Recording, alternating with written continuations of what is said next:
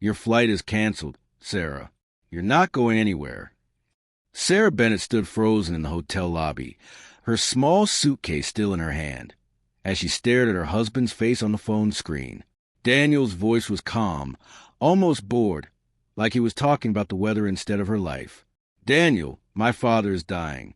I need to get home. Now. Her voice cracked on the last word. He's not really your father, is he? He's just some old man who took you in. Stop being so dramatic. I already told the airline to cancel the ticket. You'll fly back next week after my mother's party. Sarah's hand tightened around the phone. 3 years of marriage, and she had never heard him speak this coldly before. Or maybe she had, and she had simply chosen not to hear it. Daniel, please. This isn't about your mother's party. This is about a man who saved my life when I was 17 years old. He's in the hospital. He might not survive the night. And I might lose face in front of 200 guests if my wife isn't standing next to me. Choose your priorities, Sarah. The line went dead. Sarah stood there in the middle of the busy airport hotel lobby, people rushing past with their rolling suitcases, announcements echoing overhead, and she felt something break quietly inside her chest. Not loudly, not with tears. Just a soft, final crack, like a window that had been struck one too many times finally giving way. She looked down at her phone. One missed call from a number she knew by heart. The private hospital in Denver. Her hands were shaking as she called it back. Ms. Bennett. The nurse said gently, Mr. Whitfield is asking for you. His condition worsened this afternoon. If you can come, please come soon. I'm trying, Sarah whispered. I promise I'm trying. She hung up and sank onto a lobby chair, her heart pounding. Charles Whitfield was not her biological father. He had never adopted her on paper. But he was the reason she was alive today, and the reason she had become someone at all. 17 years ago, Sarah had been a homeless teenager sleeping behind a bakery in Chicago. Stealing bread to survive after her mother died and her stepfather threw her out. Charles Whitfield, a quiet old widower who owned a small investment firm, had found her shivering in the cold one November night. He didn't call the police. He didn't lecture her. He simply said, "Are you hungry?" and bought her a warm meal. That one question changed everything. Over the years, Charles became more than a guardian to her. He taught her how to read financial statements before she learned how to drive. He taught her patience, math, negotiation, and most importantly, humility. What the world didn't know, what almost nobody knew, was that Charles Whitfield wasn't just a quiet old man with a modest firm. He was the founder of Whitfield Horizon Capital, one of the most secretive and successful investment groups in the world, worth nearly $500 billion. And Sarah, the girl he found freezing on a Chicago sidewalk, was the sole heir to all of it. She had never told Daniel, not because she wanted to deceive him, but because Charles had warned her, gently but firmly years ago. People change around money, Sarah. Test their hearts first, then decide what to show them. She had tested Daniel's heart for 3 years. And today, she finally understood the answer. Sarah wiped her eyes and stood up. She walked to the airline counter, ignoring the exhaustion in her legs. I need the next flight to Denver. Any airline, any price. The woman at the counter typed quickly, then looked up with an apologetic smile. I'm sorry, ma'am. The last commercial flight tonight is full, and the next available seat isn't until tomorrow afternoon. Sarah closed her eyes for a moment. Then she opened them, and something in her expression had changed. Something steady. Something that had been sleeping quietly inside her for years, waiting for the right moment to wake up. She pulled out her personal phone, not the one Daniel checked, not the one linked to their joint accounts, and dialed a number she had saved under her plain name, Robert Logistics. Ms. Bennett. A calm male voice answered immediately. How can I help you? Robert, I need the company jet at this airport within the hour. Denver. It's urgent. There was a brief pause, and, yes, ma'am, right away. I'll also alert Mr. Whitfield's medical team that you're on your way. Sarah nodded, even though no one could see her. Thank you. She hung up and looked around the lobby one last time, at the ordinary travelers, the flashing departure screens, the world that had no idea who she really was. For years, she had lived quietly as just Daniel's wife, attending charity galas as an accessory, smiling politely while people whispered that she had married up, that she was lucky to have him. Tonight, all of that quietly ended. She thought of her father-in-law's private jokes about her modest background. She thought of her mother-in-law's cutting remarks about her clothes, her manners, her worth. She thought of Daniel's words just minutes ago. He's not really your father, is he? A single question rose in Sarah's mind, one she would carry with her for the rest of the story. What do you do when the people who are supposed to love you the most are the ones who see you the least? She didn't have an answer yet, but she knew where she needed to be tonight, sitting beside the one person who had always seen her clearly, even when the rest of the world did not. She picked up her suitcase, straightened her shoulders, and walked toward the private terminal, unaware that this single night would unravel everything she had built her careful, quiet life around. The private jet cut to the dark sky like a silver blade, carrying Sarah toward Denver and toward memories she hadn't let herself fully feel in years. She pressed her forehead against the cool window and closed her eyes, and suddenly she wasn't 34 anymore. She was 17 again, sitting in Charles Whitfield's old Buick, wrapped in a blanket that smelled like cedar and coffee. "Why are you helping me?" she had asked him that first night, suspicious and exhausted. Nobody helps for free. Charles had smiled, his eyes crinkling at the corners. "Because someone helped me once when I had nothing but a torn coat and an idea. I'm just passing it forward." That was the kind of man he was. Quiet, unshowy. He lived in a modest house despite, controlling a fortune that could buy small countries. He drove himself to the grocery store. He wore the same brown coat for 15 years. People who met him assumed he was a retired schoolteacher, not the founder of one of the most powerful investment firms on earth. He had taken Sarah in, enrolled her in school under a legal guardianship, and slowly, patiently, taught her everything. Not just numbers and business, but character. Money doesn't build a person, he used to tell her over breakfast. It only reveals what was already there. By the time Sarah turned 25, she was managing a hidden portion of Whitfield Horizon Capital's philanthropic division under a different name, quietly funding scholarships, hospitals, and shelters for kids like she used to be. Nobody in her social circle knew. Charles had insisted on it. "If people know what you have," he warned her once, "they will only see the number. Wait until you find someone who sees you first. Then you can show them the rest." She thought she had found that person in Daniel Whitmore. When they met at a business dinner 5 years ago, Daniel was charming, ambitious, funny in a sharp sort of way. He came from real estate money. Not billions, but enough to make him feel important in most rooms. He courted her persistently, calling her different from other women, saying he loved how down-to-earth she was. Looking back now, Sarah realized that word, down-to-earth, was never really a compliment. It was a way of placing her beneath him, a subtle reminder of where he believed she belonged. She married him at 29, in a small ceremony that Charles attended quietly in the back row, his eyes watching Daniel carefully the entire evening. Afterward, as they said goodbye, Charles had taken her hand.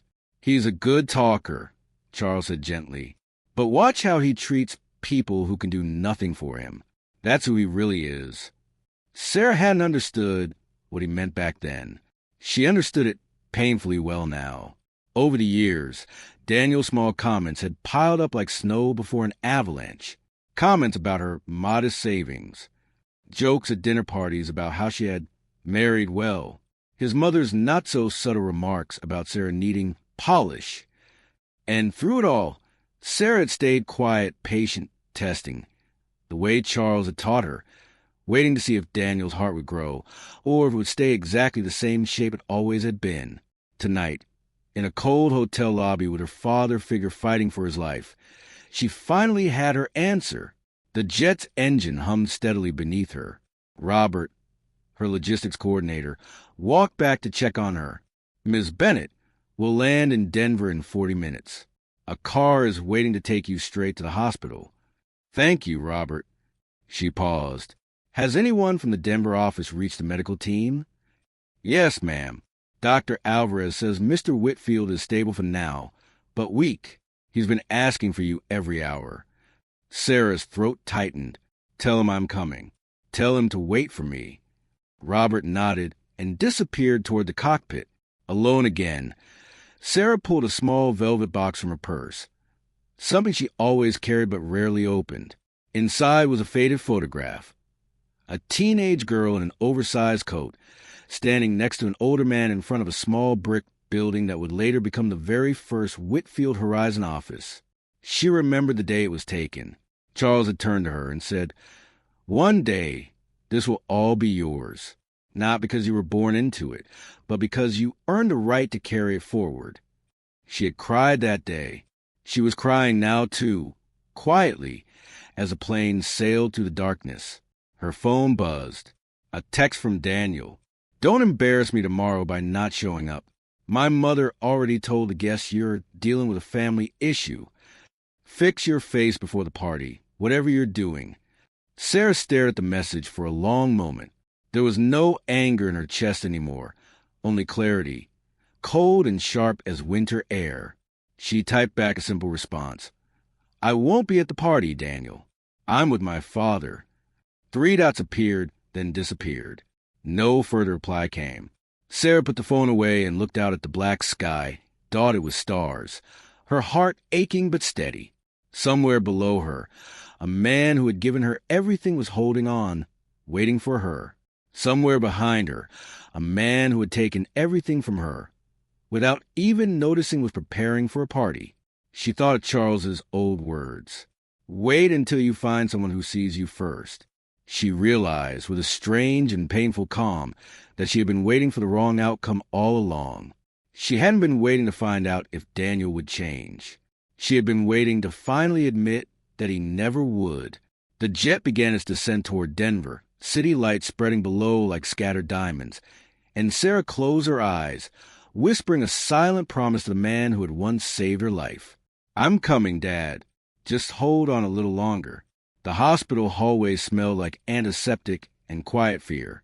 Sarah walked fast, her heels clicking against the polished floor, Robert trailing a few steps behind her with a folder of medical updates he had gathered during the flight. "Room 412, he said. "Dr. Alvarez is waiting." Sarah pushed open the door and stopped in the doorway, her breath catching. Charles Whitfield, the man who had once seemed larger than life to her, looked so small in the hospital bed, wires connected to machines that beeped steadily around him. His skin was pale, his cheeks sunken, but when his eyes opened and found her standing there, they lit up with the same warmth she remembered from that cold November night 17 years ago. "Sarah," he whispered, his voice thin but full of relief. "You came." She crossed the room quickly and took his hand, sitting carefully on the edge of the bed. "Of course I came. I told you I always would. I heard there was trouble with your flight." His eyes searched her face carefully, the way they always had, seeing more than she wanted him to see. Sarah forced a small smile. "Nothing I couldn't handle." Charles studied her for a long moment. Even weak and tired, his mind was still sharp. "Daniel canceled it, didn't he?" Sarah's silence was answer enough. Charles sighed, a slow, tired sound. "I was afraid of this. I hoped I was wrong. Please, don't worry about that right now. Just focus on getting stronger." He squeezed her hand weakly. "Sarah, listen to me. I don't have much time to say what I need to say, and I need you to really hear it. Dad, let me finish."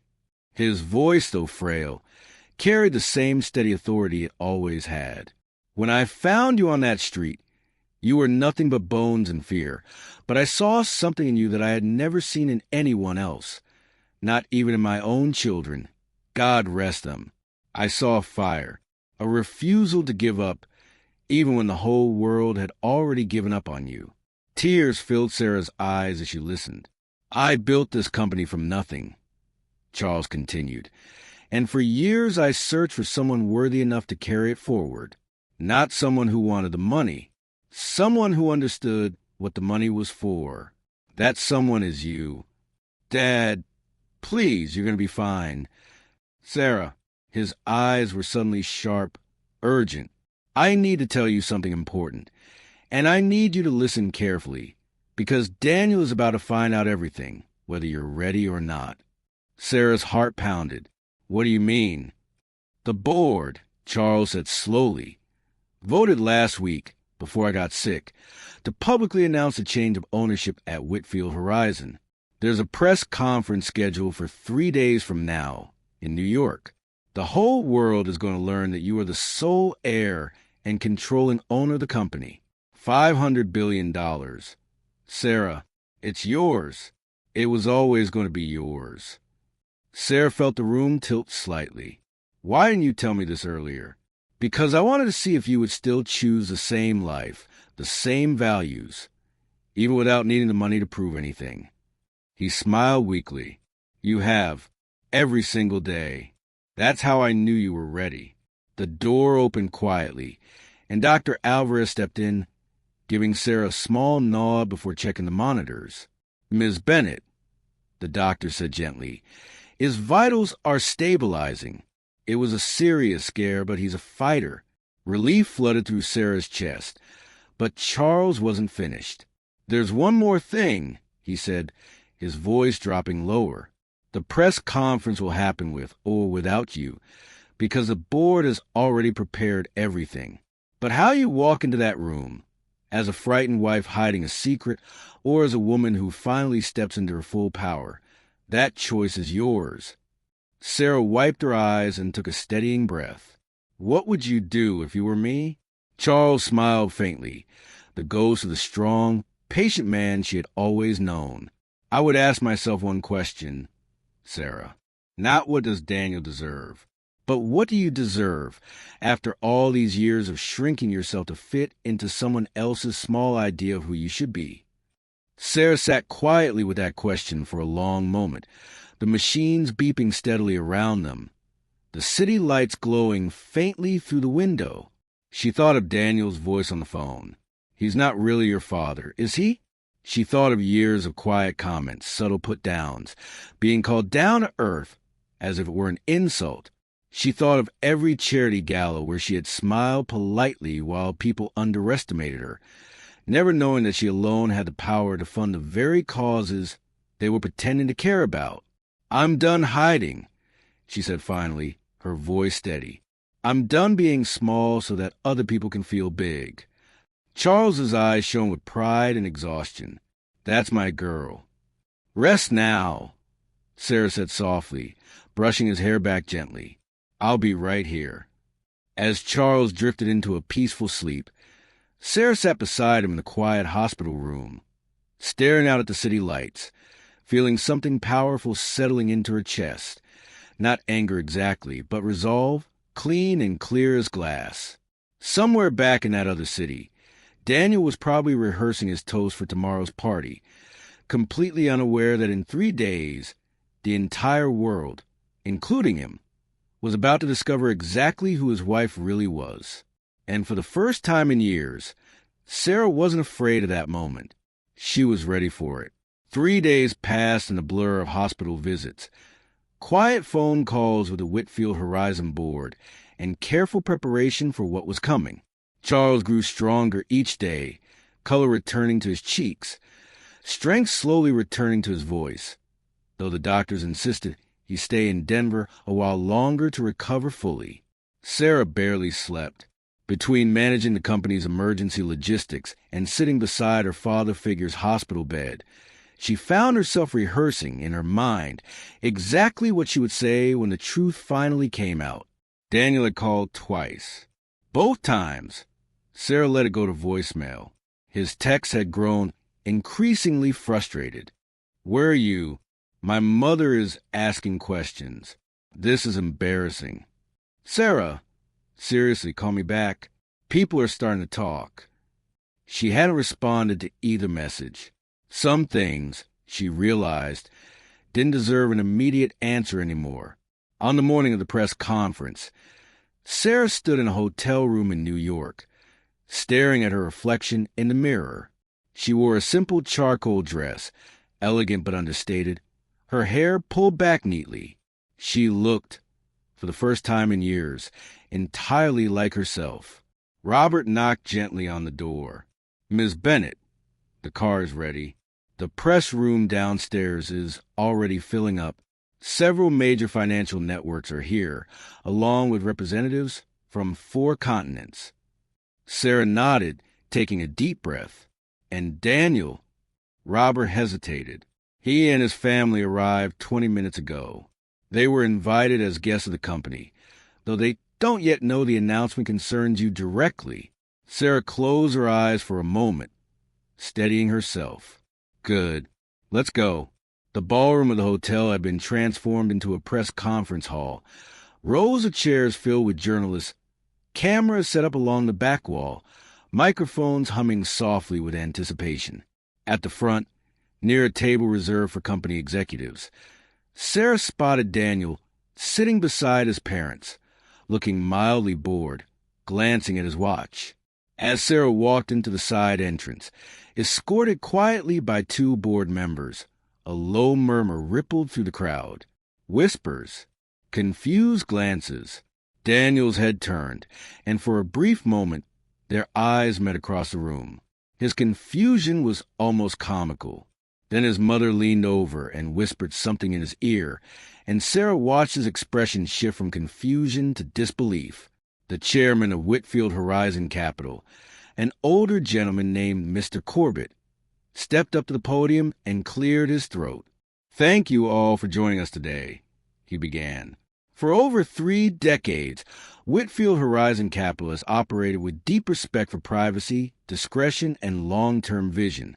Our founder, Charles Whitfield, built this company from nothing into one of the most influential financial institutions in the world, currently valued at approximately $500 billion.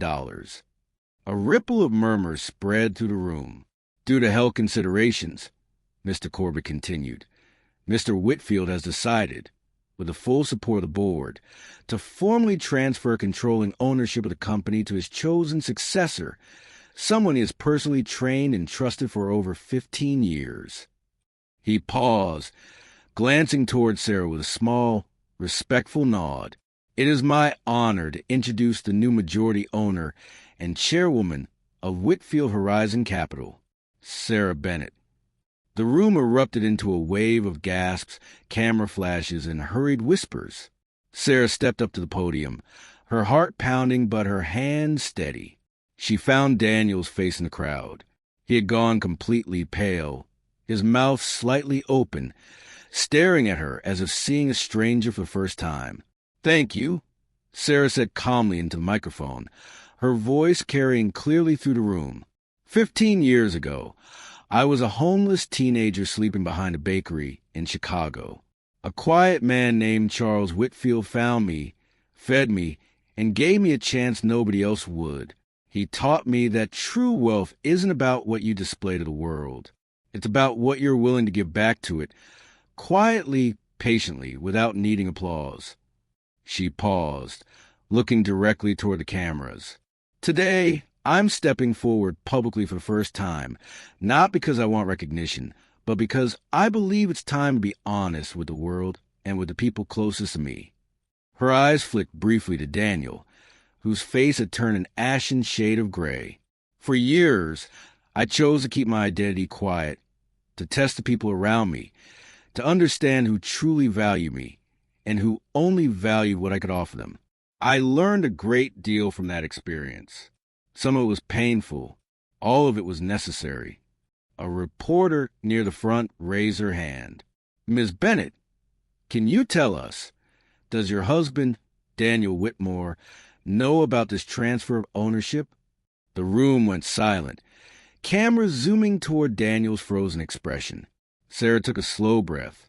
"He's finding out right now, along with the rest of you." A wave of murmurs and stunned laughter rippled through the crowd.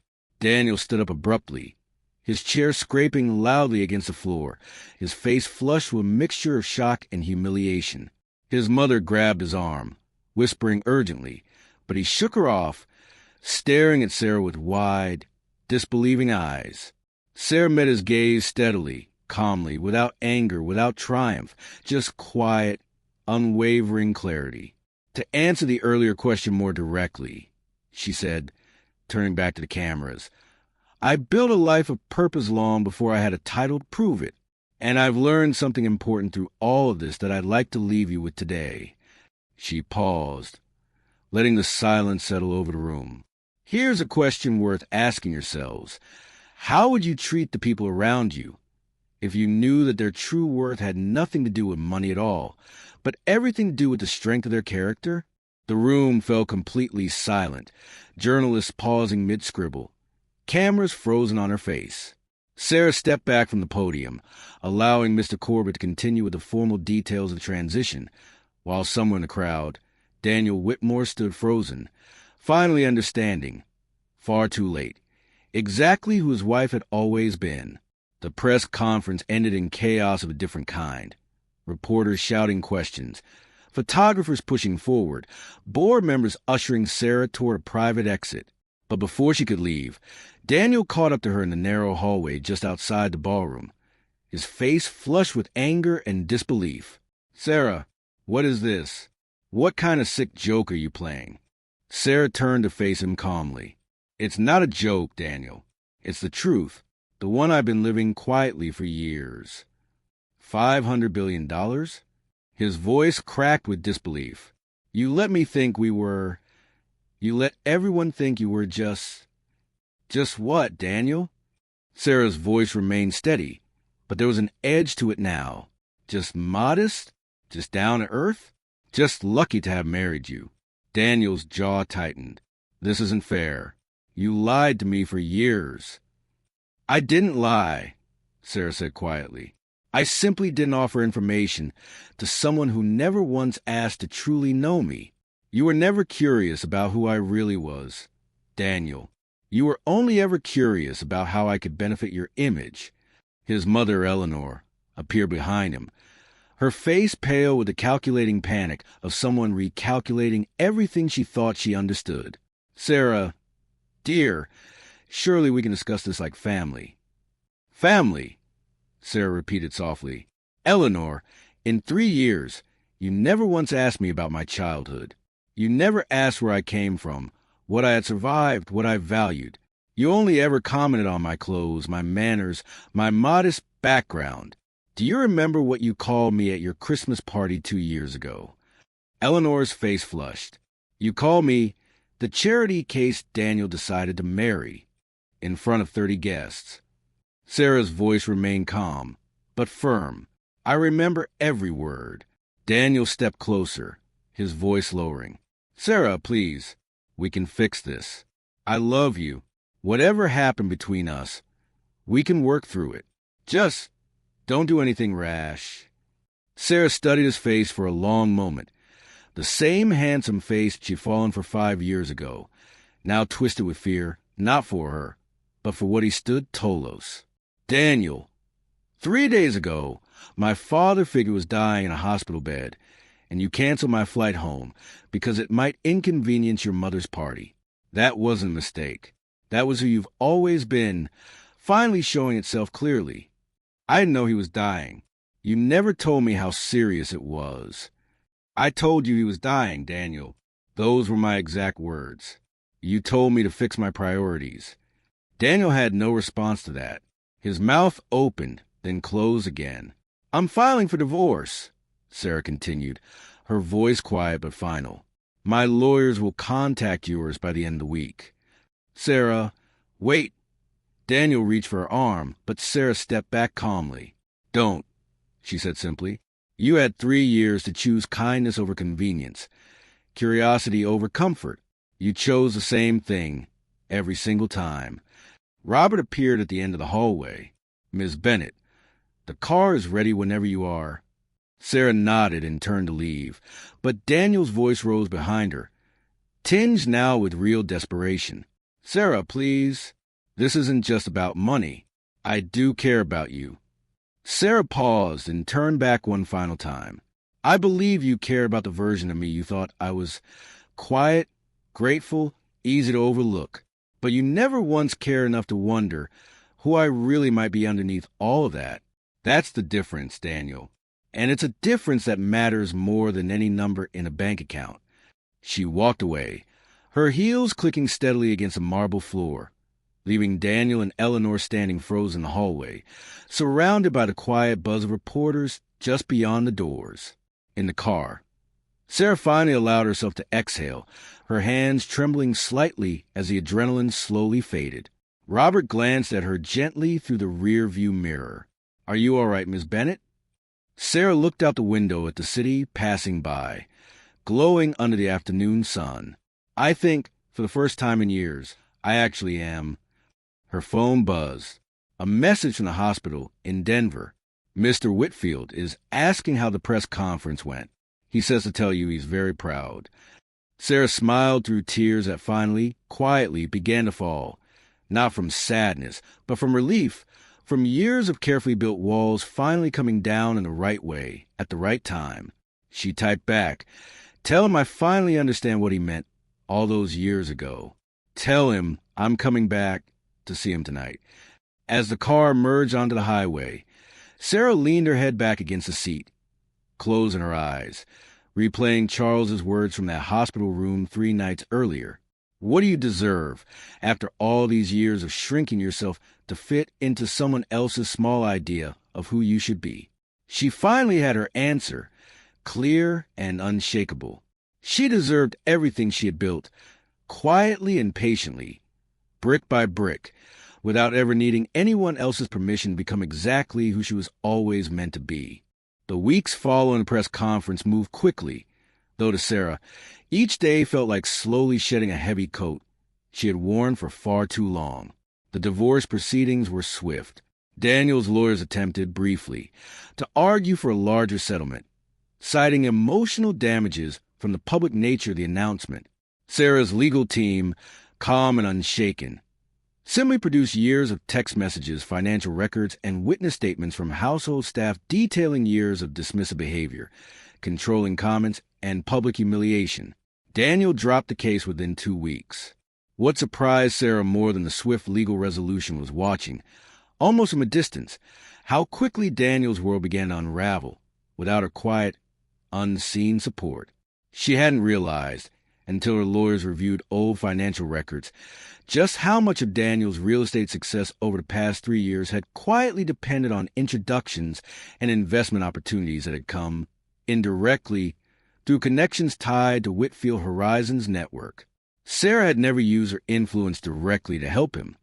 She had simply existed in rooms where opportunities arose, and Daniel, confident and charming, had capitalized on them without ever knowing the deeper reason those doors had opened so easily. Once the world learned the truth about their divorce, several of Daniel's business partners quietly distanced themselves, unwilling to be associated with a man who had publicly humiliated the new chairwoman of Whitfield Horizon Capital. Within 2 months, 2 of his largest development deals collapsed. His mother's social calendar, once filled with charity board invitations, grew noticeably quiet.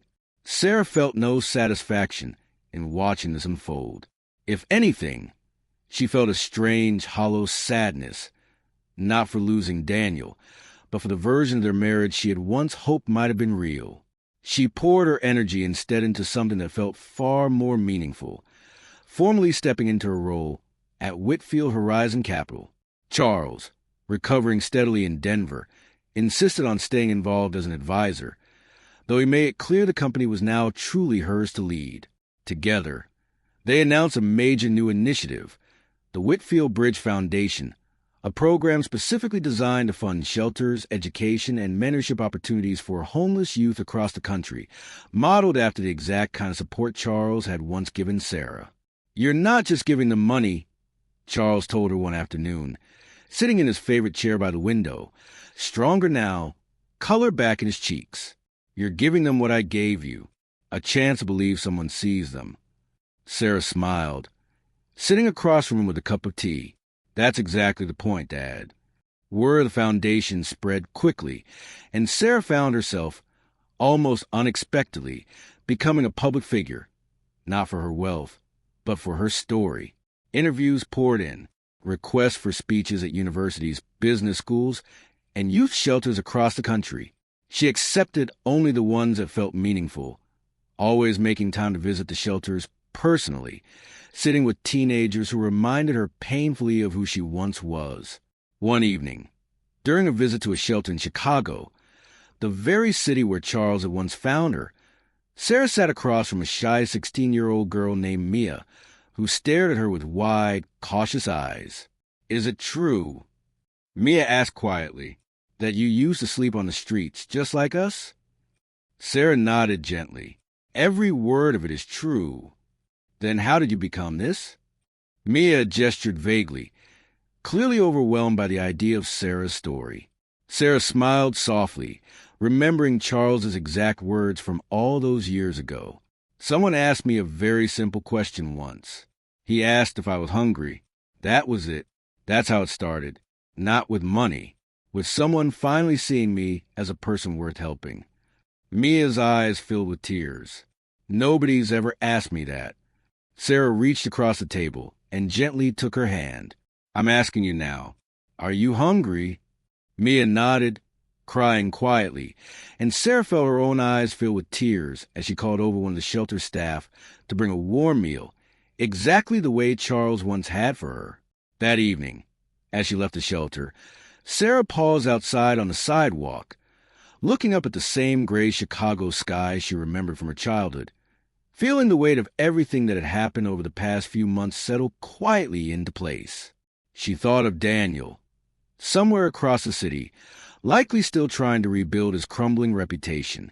She felt no anger toward him now, only a quiet gratitude that his coldness had finally forced her to remember who she truly was. She thought of Charles, recovering steadily, prouder of her than she had ever imagined possible. And she thought of herself, not as Daniel's wife, not as a charity case, but simply as Sarah Bennett, a woman who had finally stopped shrinking to fit into other people's small expectations. For the first time in years, she felt completely, powerfully whole. 6 months after the press conference, Sarah stood at the podium of a university auditorium in Boston, addressing a room full of business students, many of them the same age she had been when Charles first found her on that Chicago street. "I used to believe," Sarah began, her voice calm and clear, "that being quiet about my worth made me humble. It took me years to realize that staying quiet actually taught the people around me that my worth wasn't important enough to acknowledge." The students listened closely, some taking notes, others simply watching her with rapt attention. "I spent 3 years in a marriage where I was seen as lucky to be there, when in reality, I was the one holding up parts of that life I never got credit for. I stayed quiet because I was taught that money should never be flaunted, that privacy was a virtue. And it is. But there's a difference between privacy and invisibility." She paused, letting the words settle. "Somewhere along the way, I confused the two. After the lecture, during the Q&A session, a young man near the back raised his hand. 'Ms. Bennett, if you could go back and change one thing about those 3 years of marriage, what would it be?' Sarah considered the question carefully. "I wouldn't change the marriage itself. I needed those years to understand the exact kind of partner I never want to settle for again. But if I could change one thing, I would have asked myself sooner. Not what my husband needed from me, but what I needed for myself." A young woman in the front row raised her hand next. "Do you ever miss being normal before all of this attention?" Sarah smiled gently. "I miss quiet dinners where nobody recognized my name. But I don't miss shrinking myself to make other people comfortable. I'll take this version of my life, cameras and all, over that kind of quiet loneliness any day." After the lecture, as students slowly filed out of the auditorium, a soft-spoken older woman approached Sarah near the stage, Professor Linda Ferris, the dean of the business school. "Ms. Bennett, thank you for coming today. Your story has clearly touched a lot of these students." Sarah smiled warmly. "Thank you for having me." Professor Ferris hesitated, then added quietly, "I have to admit, something you said earlier really struck me about confusing privacy with invisibility. I think a lot of women, especially those of us who came from difficult backgrounds, learn that lesson far too late. Sarah nodded thoughtfully. I think that's exactly why I keep telling this story, even though it would be easier not to. If sharing it helps even one person recognize that pattern sooner than I did, then it's worth every uncomfortable headline. Later that evening, back at her hotel, Sarah received a video call from Charles, now fully recovered and back at his modest home in Denver, sitting in his familiar armchair with a cup of tea. "How was Boston?" he asked, his eyes crinkling warmly. "Wonderful," Sarah said, settling onto the hotel bed. "Though I think I talked about my failed marriage more than I meant to." Charles chuckled softly. "Sometimes the most important lessons come wrapped in the most painful stories." Sarah smiled. "I learned that from you." "No," Charles said gently, shaking his head. "You learned that from living it. I just tried to give you the tools to survive long enough to figure out yourself." They talked for a while longer about the Foundation's newest shelter opening in Atlanta, about Mia, the girl from Chicago, who had recently been accepted into a mentorship program funded by the Whitfield Bridge Foundation, and about Charles's slowly returning strength. Before ending the call, Charles grew quiet for a moment, studying Sarah's face carefully through the screen. "Are you happy, Sarah?" "Truly." Sarah considered the question honestly. "I'm happier than I've been in years. Not because of the money or the attention, but because I finally stopped hiding parts of myself just to make someone else comfortable." Charles smiled, his eyes glistening slightly. "That's all I ever wanted for you." After they hung up, Sarah sat quietly in her hotel room, looking out at the city lights of Boston glowing softly in the evening sky. She thought about Daniel occasionally these days, not with anger, but with a quiet, distant sadness of the man who had a chance to truly know her and chose comfort and image instead. She heard, through mutual acquaintances, that his business had slowly stabilized after months of struggle, though his reputation never fully recovered from the public nature of their divorce. She didn't wish him harm. She simply no longer wished for anything from him at all. For the first time in her adult life, Sarah realized she wasn't waiting for anyone's approval, attention, or permission to be exactly who she was. She was simply, finally, living as herself. 1 year after that cold night in the airport hotel lobby, Sarah stood once again in a private terminal, waiting to board a plane, though everything about this moment felt entirely different from before. She wore a soft cream-colored coat, her hair loose around her shoulders, and beside her stood Charles, leaning slightly on a cane but strong, vibrant, and full of the same quiet wisdom she had always admired. "Are you ready?" Charles asked, glancing over at her with a knowing smile. Sarah nodded, smiling back. "I think I finally am." They were flying together to Chicago to formally open the newest Whitfield Bridge shelter, the flagship location, built just 2 blocks from the exact bakery where Charles had first found Sarah shivering in the cold 17 years ago. As the plane climbed steadily into the sky, Sarah looked out the window, watching the city lights shrink beneath them, and found herself thinking back over the past year. The pain of that canceled flight, the fear in that hospital room, the shock on Daniel's face at the press conference, the quiet strength she had discovered within herself along the way. She thought about all the young people she had met through the foundation. Mia, now thriving in her mentorship program, a young man named Elijah in Atlanta who had just been accepted into culinary school, dozens of others whose names she now knew personally, whose stories echoed her own in painful, beautiful ways. She thought about the reporters who still occasionally asked about Daniel, and how easily she had learned to answer. "That chapter taught me exactly who I never want to become. Someone who overlooks the people right in front of them." And she thought about herself, standing quietly at the center of it all, no longer invisible, no longer shrinking, simply and powerfully present. When the plane landed in Chicago, a small crowd had gathered outside the new shelter, holding signs, cameras flashing gently in the afternoon sun. Sarah stepped out of the car, helping Charles steady himself beside her, and together they walked toward the ribbon stretched proudly across the shelter's entrance. A young reporter stepped forward with a microphone. "Miss Bennett, 1 year ago, the world learned your incredible story.